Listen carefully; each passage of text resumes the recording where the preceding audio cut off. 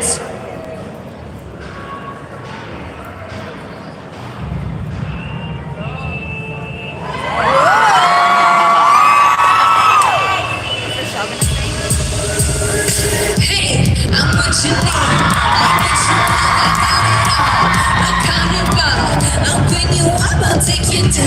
I'm sticky sweet, stuck in your teeth like cotton candy. Cotton candy. Cotton candy. Cotton candy. I'm what you want, not what you need. Hey, I don't know why I'm what you want, but it's the truth. I'm not your lie. Let them eat cake, let them eat pie. Or better yet, let them eat cotton candy. Cotton candy. Cotton candy. Cotton candy. I'm what you want, not what you need. Cotton candy skies, sweet as apple pie. I can't help but shine, brighter than the starlight in the sky.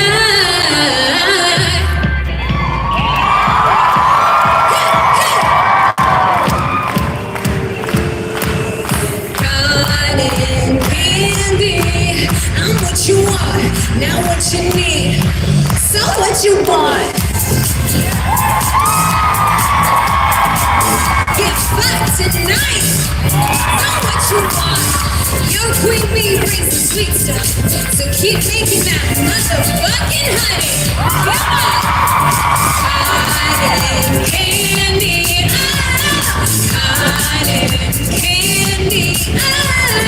Cotton candy. I'm what you want, not what you need. Cotton candy skies. Sing it.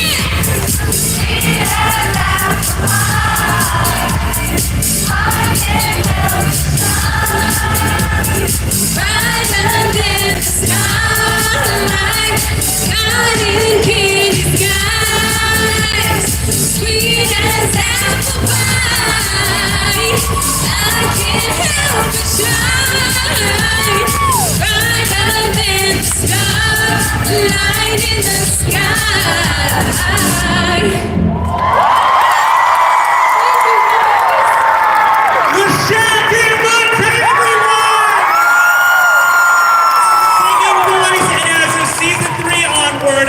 Speaking voice of Queen Bee. So excited. Love to have you here. And now to introduce the rest of the panel, starting first, of course, with Vivian Madrano.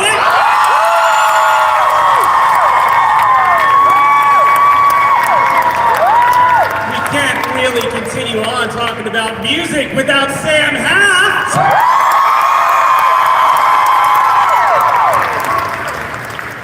Next, we have everyone's favorite shark boy. We have Eric Schwartz.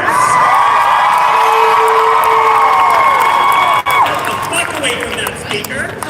Next up, we have our favorite succubus pop star, Christina V.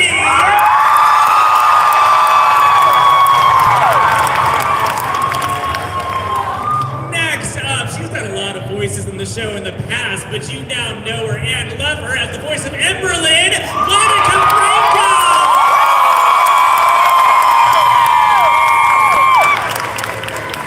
Next up, my favorite bitchy bird princess, Georgie Leahy, the voice of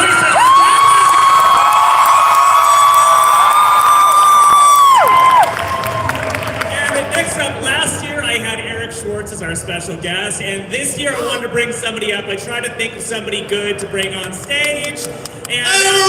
Okay, It's a little fucking rude, but the voice of Anecdotes, Jason Lachey!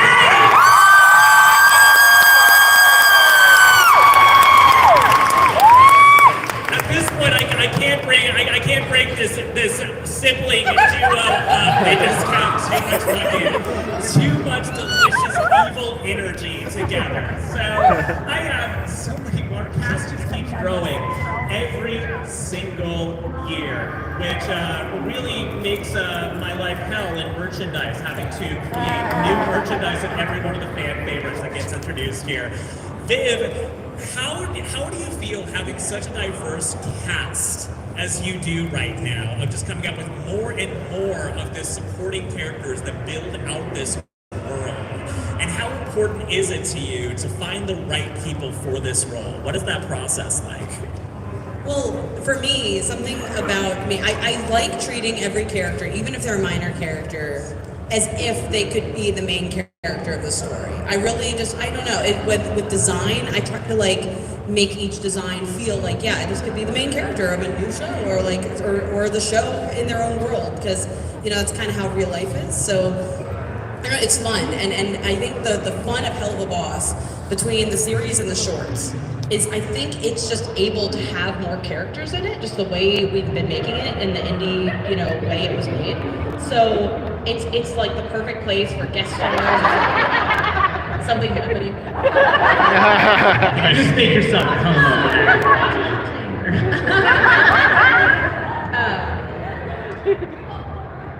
Oh Yeah, I'm sorry. This absolute fucking queen got an entire couch to herself over there.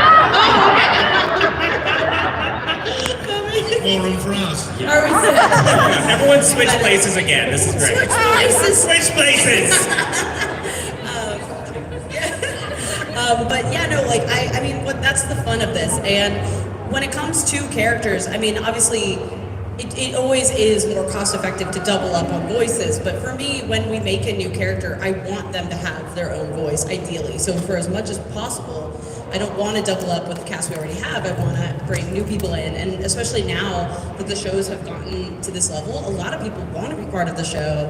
That it means that I'm like, oh wow, like we have more opportunity to work with cool people, and so that's always my goal. But I cannot take credit for how amazing these people are, because when I cast them, I do just cast. I'm like, I have an idea for a character, and this is the voice I want for them.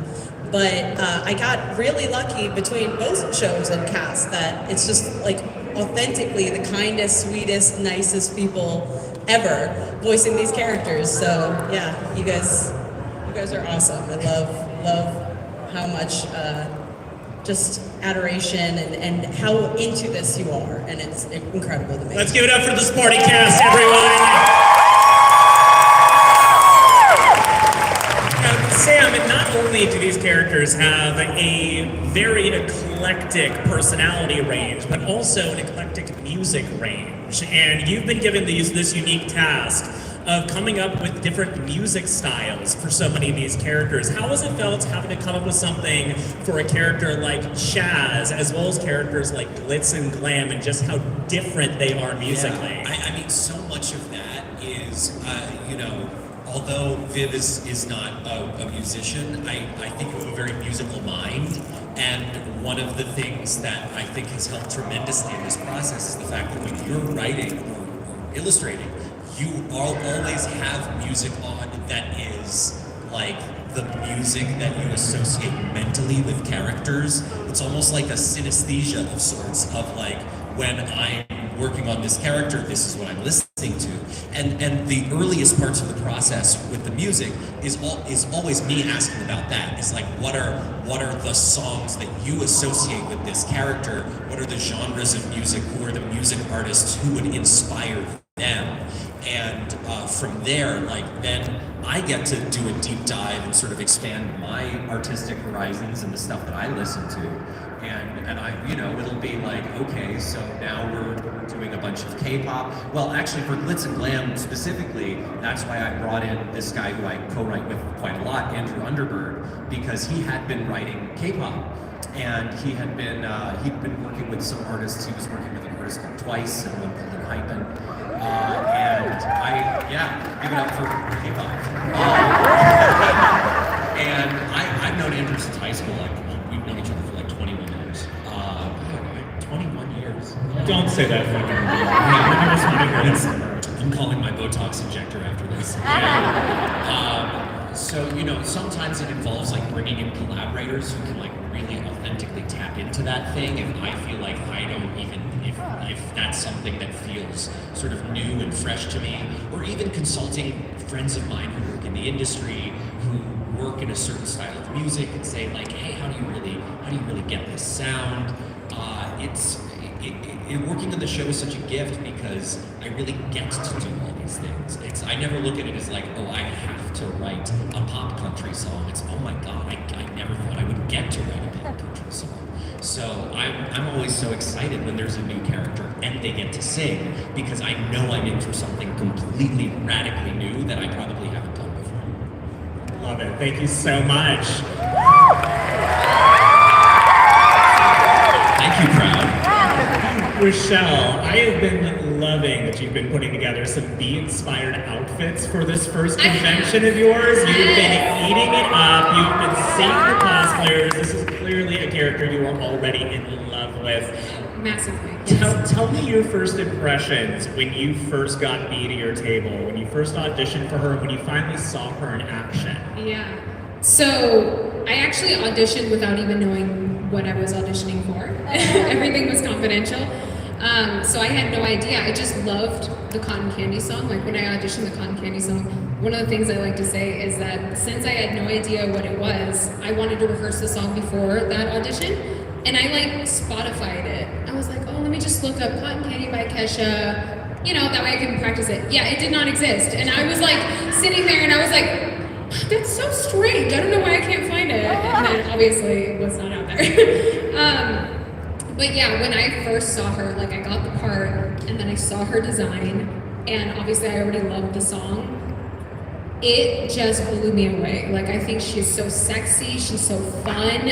I love who she is also as a character. Like her heart is one of my favorite things. Because it's like, she just wants everybody to have a good time. She's like, hi honey, have a good time. You know, like she's just sure everyone's having a good time and so loving, and then at the same time she's like feisty and she'll defend the people she loves, and that's one of my favorite things. So first impression, she's hot.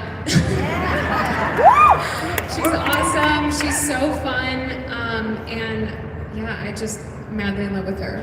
Well, I think we can all say for sure we cannot wait to hear you more as Bee in the series going forward.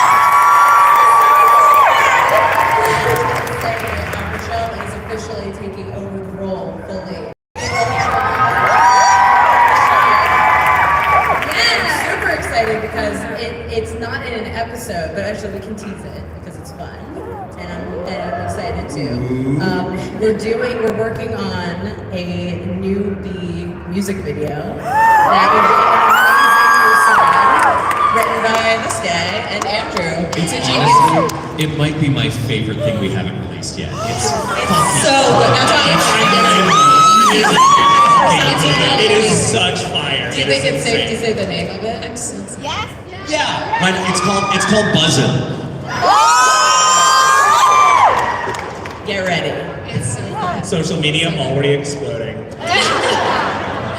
This next question is for Georgie and for Jason, because now that I finally have Jason on stage, much like I brought in Billy and Moxie together yesterday as a wonderful non-toxic couple, I need to bring a talk to you two as an extremely toxic sibling duo in the best of ways. Complimentary, obviously. The love runs deep. That dog. Wait, what was the question? I don't ask the fucking question yet! I'm just fucking talking about your characters! I was just worried that I wasn't listening. No, you heard nothing yet, so you're doing great. Yeah, great. We're very tough. Yes.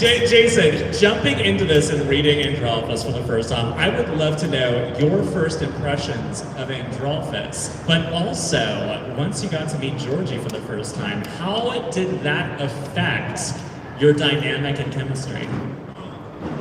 Okay, when I first read the script, and I've said this before, but I think that with Androlphus, my whole concept is like the inside of his brain is like the beginning of Game of Thrones, you know, with all the wonderful intricate gears and things rising. And then as you get into the script more, you start to learn more about him. Some of those things are made of Play-Doh. they don't quite fit. So he has to go and chill a bit and kind of really actually put those things back together again. And then you actually realize who the real star of the family is and always has been as you continue to find these scenes. And you're like, oh, right. It is you. So in order for any of these Play-Doh things to actually mesh into the gear things that are in their brain, I kind of need her. Damn it! Why can't I just be everything by myself? Anyway, so that was the dynamic that I see arise in that Game of Thrones thing. That is perfect. That's crazy, because it really reminds me of, I didn't realize this. Oh, is my mic doing something? That reminds me of how my actual sister in real life feels. I didn't realize that my big brother thought that. I think I get confused because I love him so much that I'm just thinking about our relationship. And back to the show question. Well, you're answering the fucking question right now. You're giving me everything I'm looking You should be a politician. Again, your feeling on the Androlphus and Stella dynamic. At what point did you find out that Stella has this brother and you were going to become this evil duo? No, Georgie. I really love when we're finally introduced, because I think that was the first time, and you guys, or Vivian might correct me if I'm wrong, but I feel like that was the first time we saw a different side to Stella. Because for me, like, Stella was just this angry, evil bitch, you know, and then suddenly she's with her big brother and she's just this whiny brat. Did so badly, like, I just loved seeing that side to her, so I just got really excited that Androlphus brought this new dynamic out of me and showed, you know, that side of Stella. Mother always loved him best. I love it. But my mom loves him best. What is with your mom continuously telling you how she likes your friends more than you? It really is a theme, isn't it? Yeah. I think you all understand why I am the way I am. Eric Schwartz. Hello. First off, I'm asking the audience right now, who was at Helluva show last night? Okay, clearly we need to do more of those. Holy fuck! Take it on the Helluva tour. Okay, Eric, your energy that you bring to Chaz, I didn't even realize till I saw you on stage. This is like tailor-made for you. Yes. It is tailor-made for you. You've done music in the past. You've done very Chaz-like music in the past. And I'm curious now that you get this audience coming to your shows, hoping for more Chaz, that you're actually providing. So talk a little bit about your involvement in the show and realize, like, holy shit, this is perfect for me. Yeah, I don't look like it on the outside. I probably, a lot of you guys are looking at me like you want me to do your taxes, but that's not, that's, Chaz lives inside of me, for sure. That sounded weird, but Chaz just gets in wherever he can get in. But no, I think that once I saw the role, I was like, yes, this is perfect for me. This is like that sexiness inside that nobody knows. Oh, that got an awe? That's a very nice. That's supposed to be sad. Yeah, sometimes I feel sexy inside. You guys are like, oh, isn't that cute? Nerd guy thinks he's sexy. I've also forgotten the question, but I started as a DJ. How did you feel to realize how tailor-made Chaz was once you got the role? How it just like clicked? I started as a DJ, and that's where the musical stuff came out. I spent all my bar mitzvah money on DJ equipment, and I feel like what happened, you know, I really like rocking the party, you know, and Chaz is the same way. He's like, I want to bust in your room. I want to take you to the cum zone, you know. Like, he's that smooth guy that like makes your fantasies come true, or whatever he thinks your fantasy is. So yeah, being involved with this show is like, you know, everybody on the cast is so talented, and I'm just like in awe of everybody. So to be a part of this group is like, wow, I must be talented too. You know what I mean? So no, it's a good compliment to be part of this cast. So. Plus, added advantage of bringing you on fucking tour. Let's do hell of a tour. I'm telling you. Guaranteed ticket sales right there. I love hearing it. Are you down for clown? Monica. Hi. We love you. Last year when I brought you on stage, I feel like you forgot you were in the cast. And I don't think you're allowed to forget that anymore, because when I first started making merchandise for Wea Boo Boo, I think your word to me was, why would you merch this character? No one's even gonna like this character. Do you think anyone's gonna like her, or are they gonna think she's like a weird femcel? Like, should we be doing this? But no, everyone turned out to like her. We're Emberlin fans out, I have loved how I send you every photo I see, but the amount of Emberlin cosplayers who fit so perfectly into the scenery of a camp. Do we have any in the audience right now? Do you have any? Yes! Yes, we do. Fuck yes, we had a great Emberlin cosplayer yesterday. Talk about how it feels for this character to actually take off and become beloved. And also the moment you discovered you're doing this character. I'm scared of it. But, oh my god, it's overwhelming. I did not expect to see so many like Emberlins walking around. That was like really surreal. And I was like, look at that. Turn on the TV, it doesn't matter what channel, a second slain has hit the Pentagon. Wow. But everyone's been really nice, you know, like, it's just been overwhelming, and thank you so much for being so nice to me. I have social anxiety. I'll get an thank you. So walking into the booth, because they just sent me a script and then I show up on Monday. So they didn't tell me what character I was playing. And I read through the script and I saw a mom character, which I usually, get typecast as a mom character. And then Richard goes, yep, page 1. I was like, page 1's like, yep, Emberlin, and she started. So everything you heard, we just made up on the spot. And they said yes, so I was like, all right, we're doing good. I gotta ask Viv about this, because this is a character that, for better or for worse, way too many of us in the production and in the cast and in the fandom related with on a very heavy level. I even think there was theories in the first GIF that from behind people thought that Emberlin was just you and that Blitz was gonna kill you, and that's But the truth is that Emberlin is all of us, let's be honest. Yes, Emberlin is a little bit of all of us. And it was the short was written by Adam, who's one of our writers, and but it was basically supervised and spiritually edited and added to by basically most of the women working on the show, or on the crew. There was a lot, obviously it's a character and a personality that a lot of us embody.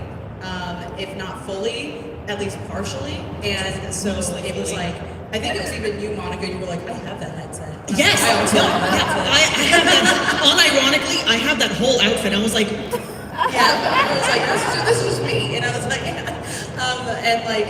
so it was a very loving thing. Because obviously we wanted to make it comedic and make her a comedic character, but we wanted her to be authentic and fun and lovable. And also just, a very loving roast of ourselves.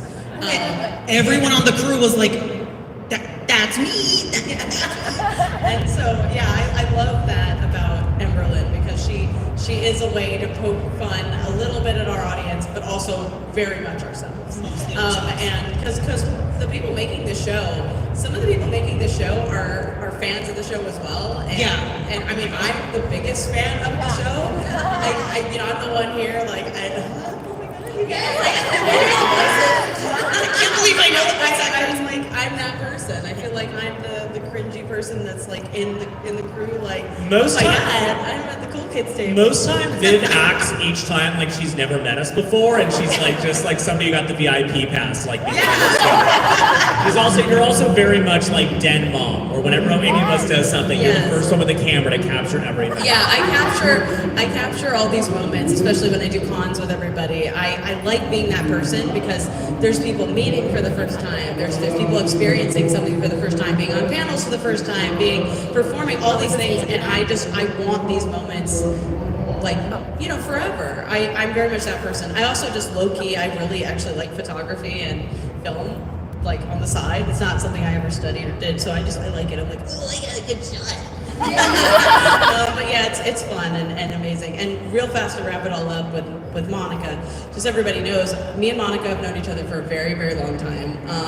You're one of my oldest friends in this business, and you were in the original Has-Been pilot as well as Maggie. And you've stuck around with me on this journey for so long, and you've done so many voices across the show. Like you've done in Helluva especially, like Monica and Lyle as well. Lyle? Is that Lyle Rath? He's back there. Is that Lyle Rath, everyone? Holy shit, it's Lyle Rath! Which fun fact, Lyle has also joined the team as a writer for the show. Did anyone see the little short preview? I wrote that. And then also, if anybody says like 2 lines and then melts into goo, I'm usually that character. You don't have to pretend to know who I am. They just said my name, so I came up.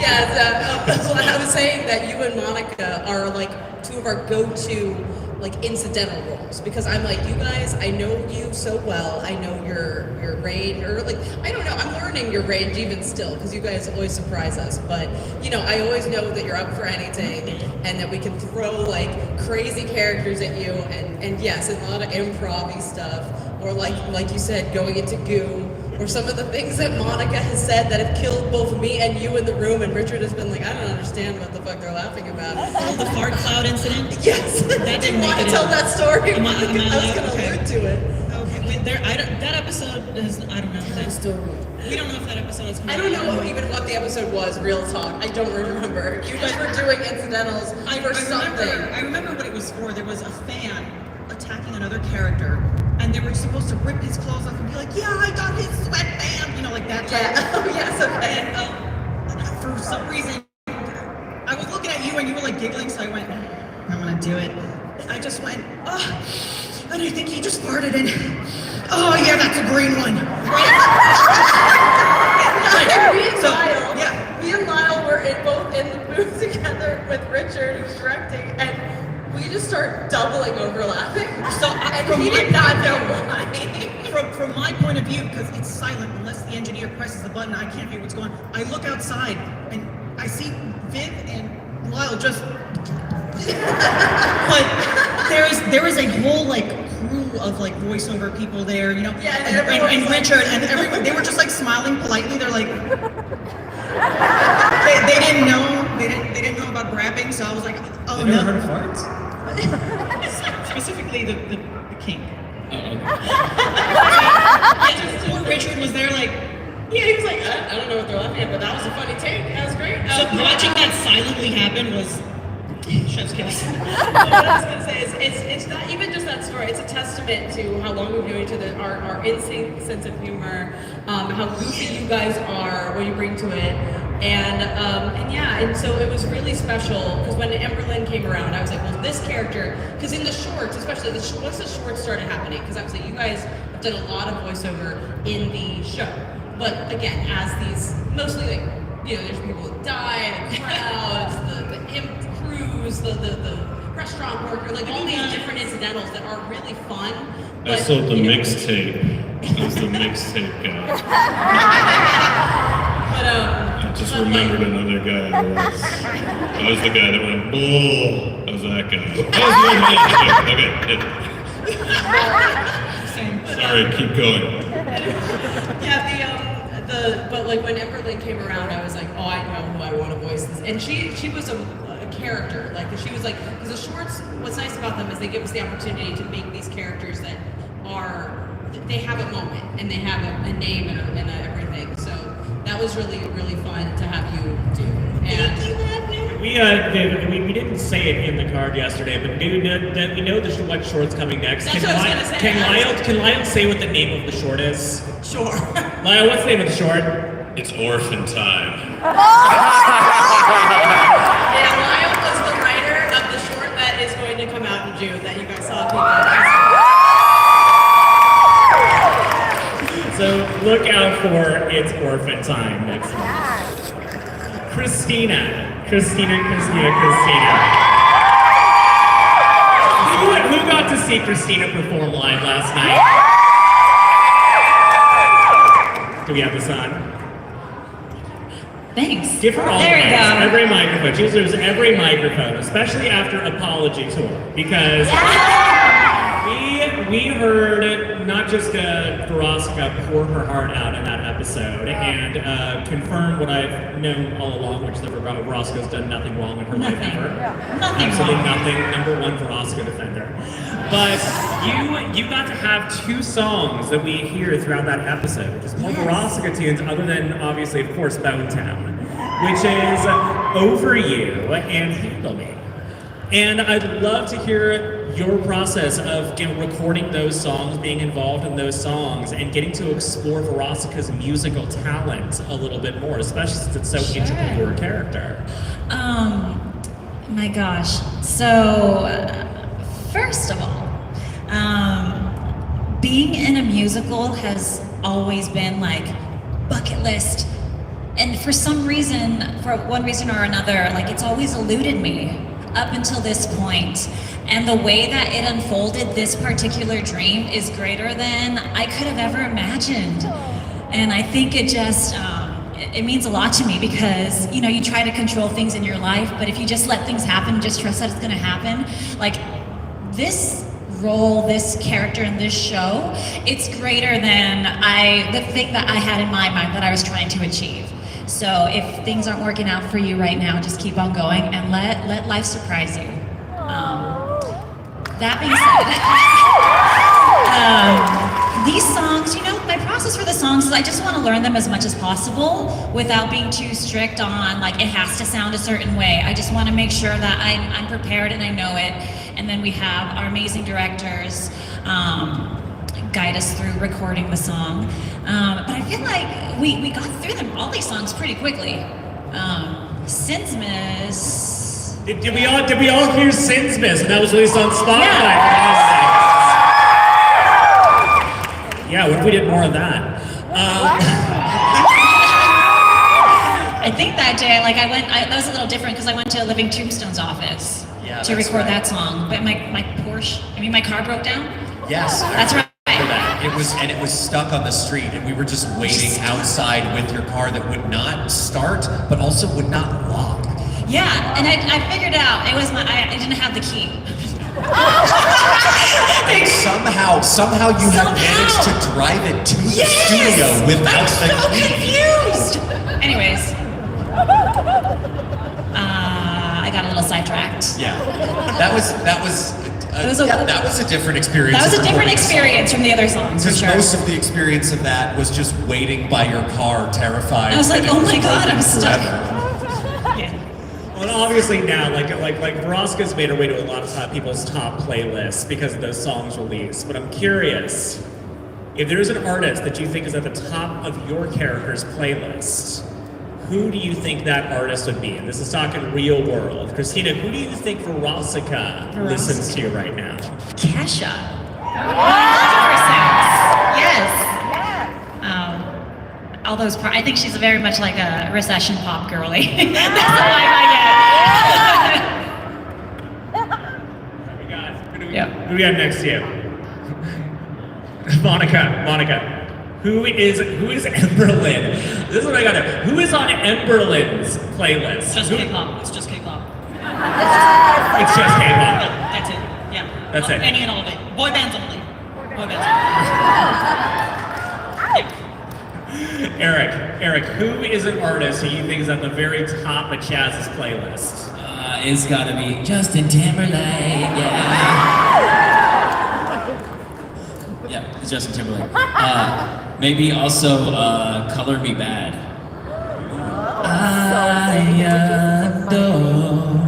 mi amor. Because it's cheesy as hell. Yeah. Probably some 90s R&B, overly sexual. Somebody rockin', knockin' the boots, maybe like that. They're too young, but. Jason, who is as Androlphus is building his new empire? Who is he playing? Who's he playing? Yeah, well, In the background? musically, who is he listening to get pumped out? Sure, it's the Frozen soundtrack. No, it's Rocky Horror Picture Show. Over again. Georgie, same question to you. Who is selling indulging in? I really have no idea, but I like the imagery of Stella like rocking out to some heavy metal. Like some like Megadeth or Mastodon or something. I don't know, I think it's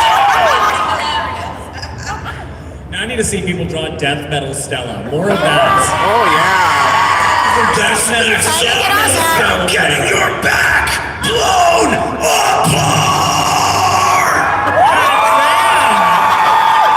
No, I'm listening to Lyle's band.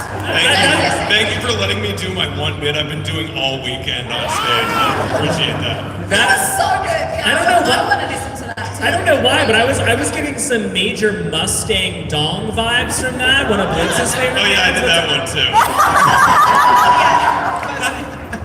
Mustang Dong? Mustang. You don't know Mustang Dong? Come on, how do you not know Mustang Dong? Song, Mustang. Mustang Dong. It's kind of embarrassing you don't know Mustang Dong. I got some listening to do.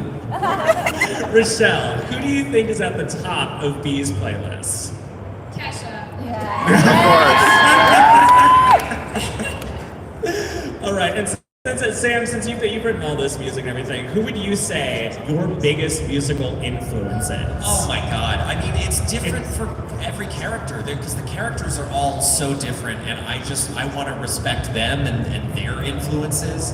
But I would say in terms of like things that inspire me generally as a songwriter, I'm a huge fan of this band from the early 90s that did kind of sort of a power pop act called Jellyfish. Jellyfish are fucking great. Oh, you got a jellyfish. I got 5 jelly heads in the audience. And obviously, like, we're all fucking theater kids. We all love musicals. A musical that I love so much, and I'm always telling people about when they come up to me at the table and are like, "What musicals do you like, Sam?"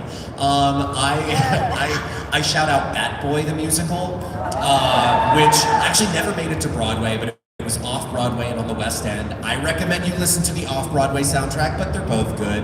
And it's by Lawrence O'Keefe, who also did Heathers and Legally Blonde. And when I say Bat Boy, to people who are unfamiliar, they assume it's like a DC Comics thing. No, it is about like the feral Appalachian bat child that the Weekly World News did fake articles about in like the 90s and early 2000s. It's fantastic. It has so much, and it's a huge inspiration to how I interpolate your work. It has so much like differentiation in tone, where it will be incredibly sincere, but also like sometimes very mean-spirited and like really silly, and characters are acting like completely stupid, but everyone is so earnest. Bat Boy the musical, check it out, please.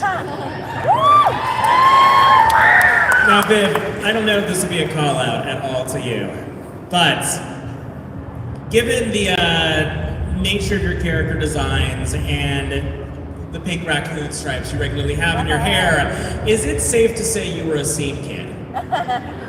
You know what's crazy? I was not. You were not? Okay, So the what- stripes yeah. and the hair, I learned about after they were dead and gone as a trend. And I went, that was a thing you can do?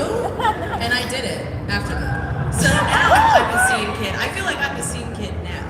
But I don't know, because I've also been told that my style, not intentionally, but I have been lovingly referred to as kindergarten teacher core, which I don't like because I don't particularly enjoy children. So I'm like, oh, doing this for no one then.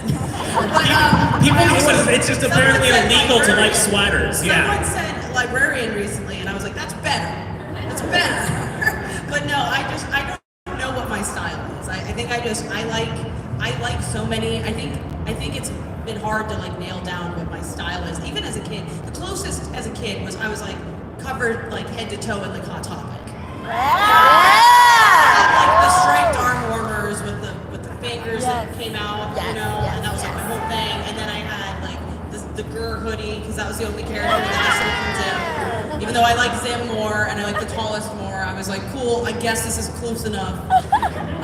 But yeah, like It's not just because Richard Horvitz might be listening right now. yeah, even. it's authentically. Zim and the tallest were my favorites. I like the aliens more in that show. Go figure. But like, no, it's so I feel like my style though nowadays, like I'm still finding it because I like so many aesthetics. I like vintage style. I like cute, adorable. I like pastel mauve. I like, you know, I like the old like 1920s. Like I like so many things that I'm like I can't land on it. And I also just like sweaters that have silly things or cute patterns. So that's what I end up wearing most of the time. So. You know, I've never seen you in a cowboy hat, but you do wear a lot of cowboy love boots. cowboy boots. I would say, I think Let's check out these boots right here. Look at these maybe boots. the alternative. Maybe that's where All right, I like the sound of the alternative. Goddamn. Like authentically, I like country music too, so that wouldn't even. I think you could kill the alternative. Yeah, I think my because like Casey Musgraves is one of my favorite artists. If anyone has not heard, if you don't like country, listen to Casey Musgraves because it might change your mind. She's fucking brilliant. Anyway, her style is like vintage country, cute, adorable, like almost like Dolly Parton-esque, and I love her style. I could never pull it off, but I like it. So yeah, I like that. That's fun. The alternative. That's I cool. love it. And I think right now we have, of course, we did reveal that a Veronica shirt is going to make its first appearance at Hot Topic next month. That's right. Yeah, Veronica's invading Hot Topic. We actually have a lot of characters. Eventually, honestly, we have so much shit at Hot Topic. I have no doubt that all of your characters are eventually going to appear in Hot Topic. And to help at least 5 of you pay for the shit that we have in Hot Topic right now, you can check underneath your chairs. At least 5 of you are going to find a gift card underneath your chairs. If you find it, hold it up right now. We got one right there. We got one right there. If you find one, let's see, we got anyone else scream? There we have one over there as well. One right there. Fantastic. All right, come over. I want to get a photo of you afterwards. We have a lot more Helluva shit releasing in Hot Topic stores next month, and then probably forever. So yeah. Eternity's a long time. Including, also more stuff coming to Stylish Occult that really follows a lot of these characters' amazing designs. Including maybe a Veronica collection at Stylish Occult. Maybe. How does it feel? Because so many of you get amazing cosplayers. Some who have shown up randomly to shows that aren't even conventions. Starting with Michelle, how has it felt seeing people translate these insane rainbow design to real life? I just want to like bow down to them because the makeup, the hair, the ears. I talk to these people and I'm like, how long did it take you to make this? And they always give me like, oh, it took me this many months. And I'm like, the dedication, the artistry, the creativity, like it just blows me away. Like I was proud of myself this weekend because I got like eyeliner pens. Right? Yeah. So they're super easy to use because I'm not a makeup artist. So I got them as pens. And I was like, oh, proud of myself. And then I see these incredible people who are cosplaying and their makeup is just like so neat. And I'm like, I need to learn from you. Like you're amazing. Yeah, so it's just so cool to see that. Georgie, I've seen some really, really creative makeup styles done in order to create a look that says Stella that isn't even beak or anything else. It's just insane creativity with makeup to create Stella's style, which I'm sure you've seen as well. Yeah, I love because you did your amazing Sally Mae, and of course I want to do everything that you do because I'm like, Morgana, tell me what to do. No, we will absolutely promise we will appear at a convention together dressed as Sally and Stella. I can promise you. me a photo op. I really want to do it, but like, Stella's so regal, and I think I can't afford to do her well. But everyone else I've been seeing so many amazing Stella cosplays. There was one person that was like Stella fabulous in like a royal gown, and then came to the Helluva show and was slutty Stella. All right, I could do slutty Stella tomorrow, but I can't do the royal Goetia version. But yeah, no, I'm always just so blown away. There's been some really good undressed. There has. We spotted one from the hotel where we looked down and we just see this blue figure just floating across the pavement. I almost got knocked out by their wingspan yesterday. Well, I saw one complete full pink cocktail, complete hand out through the door. So that handlers of her own it was awesome. Eric, you've had jazz cosplayers show up to your show. Yes, and most of the people are not cosplaying. They're there for my stand-up. And then a couple people come in full Chaz makeup. And they always get this shark man that's just sitting next to them randomly at the table. yeah, and they always get there early, and they always sit right in the front row. And people are looking around like, what's that? And that actually opens them up to learning about the show because I have to address it. It's right there in the front row, and I don't want to. I'm like so honored that somebody would dress up like a character that I played, and you know I honor them. I've actually brought one guy up. Iron Icarus is his screen name. Is he here? He came up on stage with me in Sacramento, and we sang Chaz Time together. And it was, you know, so now the audience, my audience, gets to know about Helluva Boss. They don't all know that I do this show, but afterwards they know. They know I got a big, you know, so. The line, not the person. Monica, how hard is it going to be for Georgie and I to convince you to dress as Emberlin with us when we cosplay together? Done. Okay, go. Emberlin as well at a convention in the future. We have to have. This is gonna be hot as hell. Oh my God. I owned that outfit, unironically. Before that ever happened, I was like, I own it. I can do that. Tomorrow. Right now. Go get it now, go get it now, go get it now. I just need a wig. I don't know how to wig. You got. Oh. Hell yeah. Look, we already have an amazing Emberlin cosplayer there ready to hook you the fuck up. You are set. The three of us together in cosplay, that's gonna be Anyone the wants to join us? assassination of Duke Fransford a cunt. There. Finally, somebody makes a Franz Ferdinand reference on one of these fucking panels. Jesus. Christina, you have had some hot Verosika cosplays out there. I'm not just saying that because my girlfriend's cosplayed as Verosika on my phone. But I didn't take advantage of that, which is why we have a Verosika lingerie collection with Moe flavor releasing this Halloween. And we've already, do you want to model it? I'm sorry? Do you want to be the model for it? Yeah. All right, done. How have you felt seeing, like, because Verosika gets almost a different look at every episode, and that's not normal for a lot of our characters have like different looks, you know, like the same look every episode. But Viv, you made sure for Verosika, she always has an outfit change. Yeah, no, so fun thing about animation. Animation is hard. And learning to draw these characters is hard. And so it's hard enough to do it on a default design. But if you have to learn a new design every episode or every whatever, it's hard. So we have to be very selective with what characters we change up. And I like it though because it gives a sense of who they are. So on Helluva, for the most part, the characters that change the most is Verosika.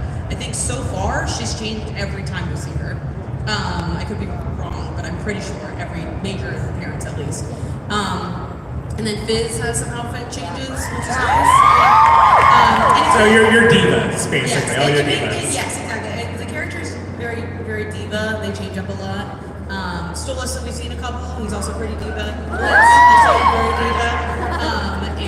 And you know, here and there, like especially in flashbacks and stuff, we get the excuse to her. And then obviously on Has-Been, like Velvet changes almost every scene.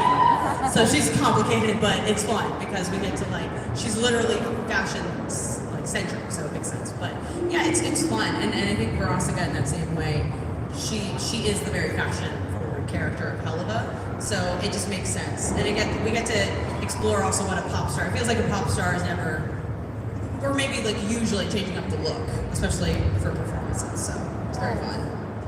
Love it, love it. We almost have to wrap up the panel right now, but I know, but however, look, we started big. We're talking about Verosika, we need to end big.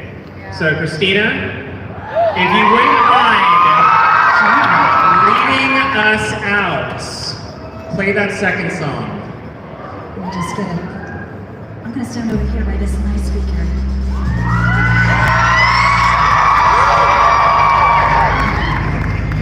Ever since you went away, I've been haunted. I always got whatever I want, and I wanted you. So now I'm drawing circles in the sand, trying to understand how you do the things you do. Baby, I'm not over it.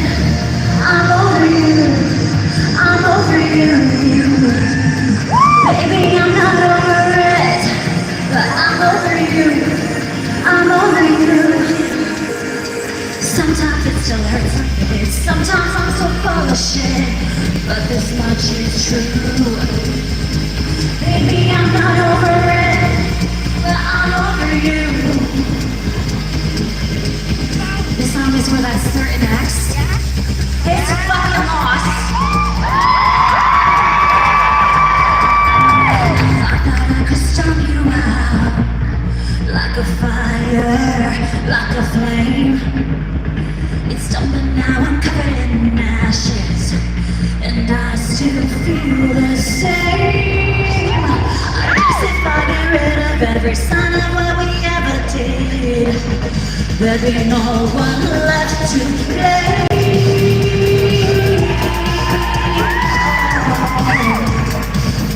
Hear it. Baby, I'm not over it, but I'm over you. I'm over you. Yeah, I try to look ahead, but sometimes I look back instead. Guess I always do. Whoa, baby, I'm not over it. I got over you. I got over you. I got over you. I got over you.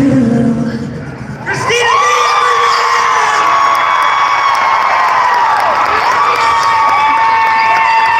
Thank you all. Vote AMAs right now. Has-Been Hotel is running the best original soundtrack. You can go online. There's some fucking awards. It is fan-voted. So if you want us to win an AMA for Has-Been Hotel, hop on the AMA's website. Vote Has-Been Hotel for best original soundtrack. Thank you all. Stick around. We're gonna grab a photo with all of you as per usual, and then come see us. All right? Or did you want to go lunch first?